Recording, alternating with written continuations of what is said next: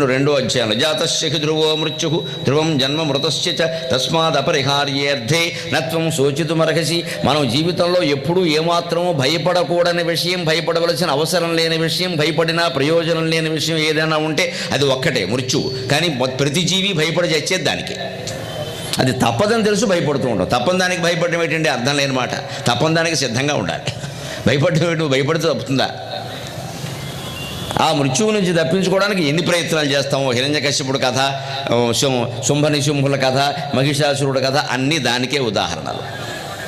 మృత్యువు నుంచి తప్పించుకుందుకు మనిషి చేసే ప్రయత్నాలకే ఉదాహరణ.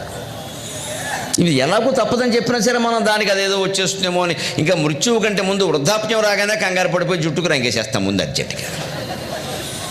వృద్ధాప్యం వచ్చేస్తే వృద్ధాప్యం రాపోయినా మృత్యు వస్తుంది. రోజు రోడ్డు ప్రమాదాల్లో పచ్చికాయలు పగిలిపోతున్నాయి. ఏ వృద్ధాప్యం వచ్చింది వాడికి? ఒళ్ళు కొవ్వెక్కి ఫోను మాట్లాడబట్టి పోయింది ప్రాణం.